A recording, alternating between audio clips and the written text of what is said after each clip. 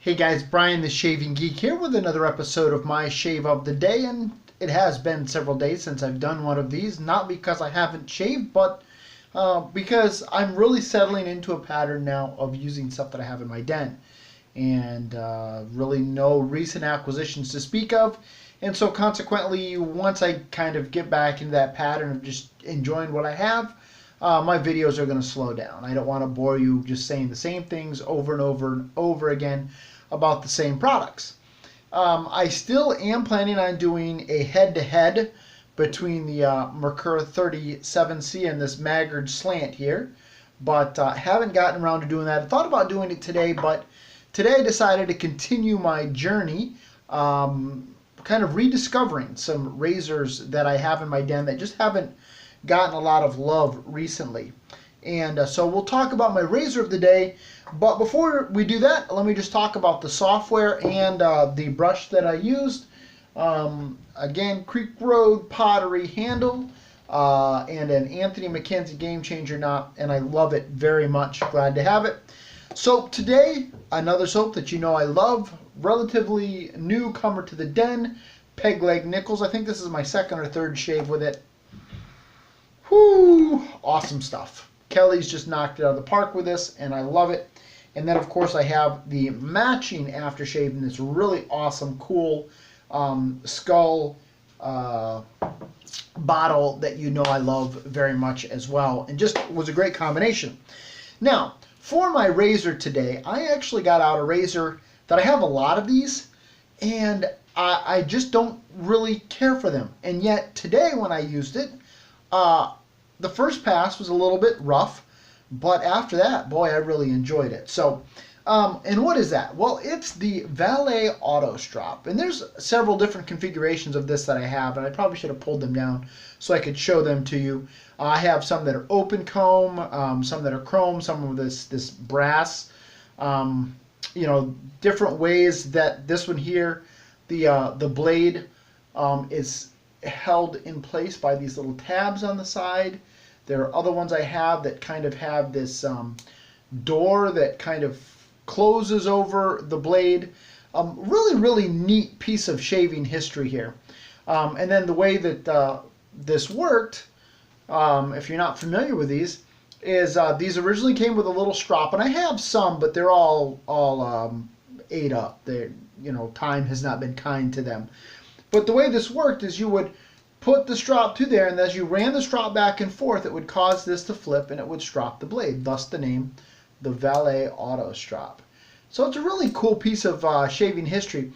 You can get new old stock blades. They're kind of hard to come by, but a single-edged feather blade will fit in there quite nicely. And actually, it looks like I forgot to rinse this morning when I got done. Naughty me.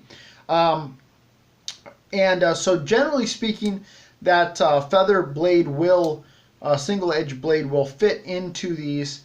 But I do have a couple of models of this where they don't. So just be aware of that if you find these. These are fairly common razors. And then what happens is once it's flipped over to the front like that, there's this trigger here. You pull down on that, and as you do, that's going to slide down into some tabs there. It's just a little tab there on the edge that holds that blade in place so it no longer flips up and down.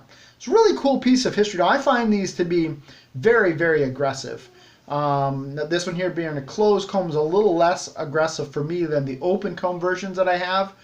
But this is a very aggressive razor for me. And so usually on my first pass, especially if I've had several days worth of growth, this can be a bit uncomfortable, a little bit tuggy. Once I get past that though, boy, I get a nice close shave, and today was no different. Really enjoyed using this, and so glad to have these in my den. Definitely will never be a daily driver for me, there's no doubt about that.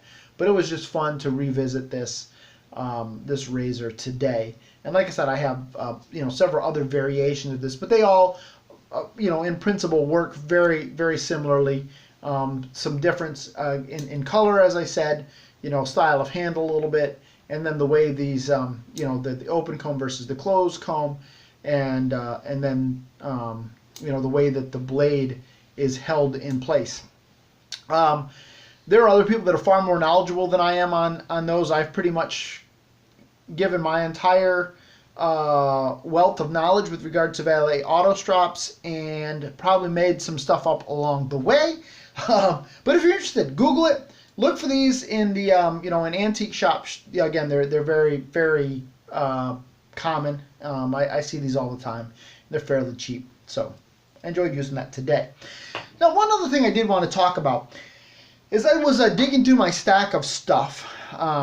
I found a soap that my wife bought me maybe a couple of Christmases ago. It might have been for a birthday present. I don't know. But what my wife did is she went on to Etsy, and she looked for some shaving soap and found some scent profiles that she thought I would like, and she ordered them.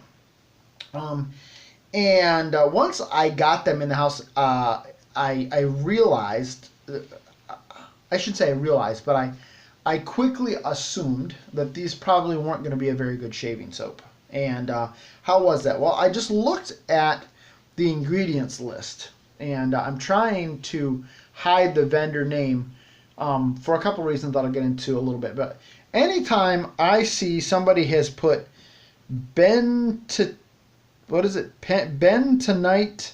clay in a soap, usually I'm thinking they don't know what they're doing. And I think a lot of times what happens with soap makers who make a really great body bar, they think that if they throw clay in their body bar formula, now you have a shaving soap. And we all know that's not the case. So why do I bring that up? Well, this, my wife ordered 2 soaps. This scent, which is this ginger, lemongrass, sandalwood, and then she ordered a barbershop. And the scents were great. I really, really enjoyed the scents. And they come wrapped up in paper with a label, and they just look like it's a puck of soap like this. And whew, it's a really nice scent. I really like it. The barbershop was killer, but unfortunately, they just don't lather worth a darn. It's a disappearing, very bubbly lather, and no matter how I try to you know, load the heck out of it, little water, a lot of water. I mean, even after I load it into my brush. In fact, you know, let's have some fun here. I'll go ahead and load it and show you here in a minute what I mean. So why am I bringing that up? Well, I just happened to, I shouldn't say find, I'd seen it in my stack of stuff, and I thought, you know, let me pull that out and play with it, because I ran out of my body bar the other day, and what I did with the barbershop version of this, I couldn't get it to lather, and so I just went ahead and used it as a body bar. And so I thought, well, I'll do the same thing with this, but I thought, you know, it's been a while, maybe the issue was me, and so let me give it another fair shake before I, you know, use it as a body bar. Now, hindsight being what it is, I wish I would have reached out to this vendor and open up a dialogue. The fact is, it's been a couple of years since I got these soaps. They may have changed their formulation. So to me, it's no sense of following up with the vendor. It just is what it is. And that's why I'm not showing the vendor name, because I don't want to embarrass them. I don't want, you know, no axe to grind. But all of this to say that just because it's on Etsy and it's listed as a shaving soap doesn't mean it's a shaving soap. So let's have some fun with this real quick. I'm going to go ahead and just take this puck. It's been drying today in my little bowl here. But we'll go ahead and run some water on it. Just get it wet a little bit. I'm going to just wet my brush a little bit. Shake out the water. So not much water left in this brush. The soap is wet, and so we'll just go to loading it. So this is usually how I do these. I'll just hold it in my hand and we'll load like crazy. And my buddy Jeremy was talking to me last night, and he was saying how he's been having problems with some soaps getting a good lather, and I said, yeah, load it like you hate it. He says, but sometimes I get done and I feel bad because I've got, you know, 3 passes or better of soap left over. I said, well, quicker you get to the soap you have, is more excuse you have to buy some more, right? So this is pretty dry. you know, not really whipping up a lather here because there's not a lot of water. So I'll add just a hair bit of water just to help me load. So again, I don't know, I've lost track how many seconds I've been trying to load this soap. One of the things I noticed is there was a slickness to it, but there just isn't that lather and that, you know, that thick cushiony lather. Now this is pretty dry, which is fine because you know, for me, start out dry and you go ahead and start adding water and you should get that lather. But unfortunately, what I found with this is as I start adding water, and I'm just rinsing off my hand. That's what I'm doing. The brush is still here.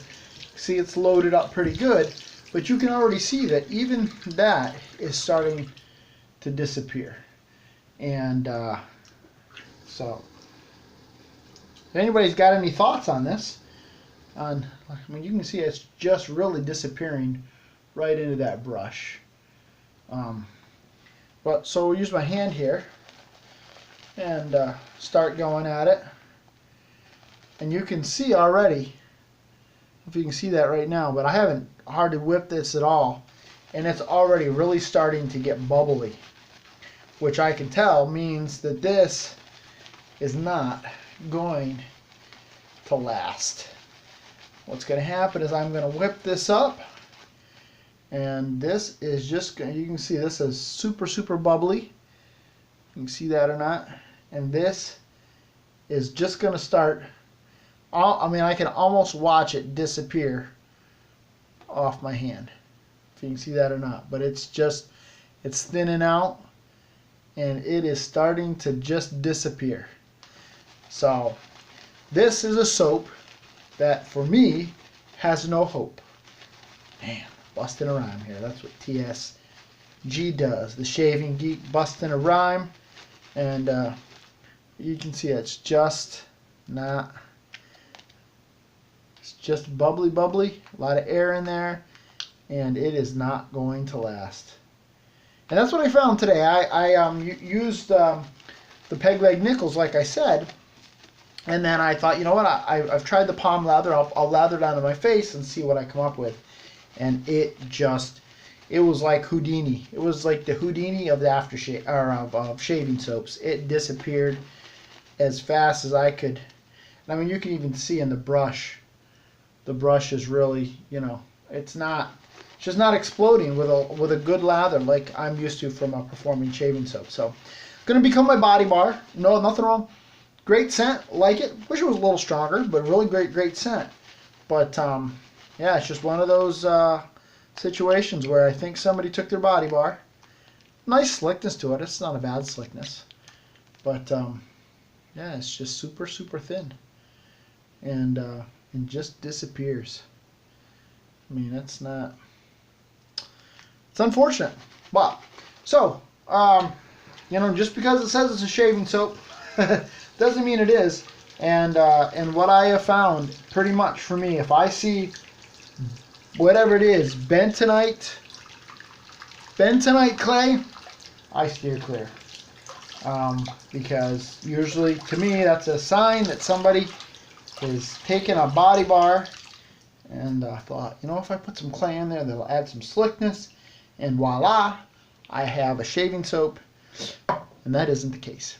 Anyhow, a little fun there. Brian the Shaving Geek, reporting live from my shave den, wishing you a lifetime of happy shaves. Have a great day, everybody.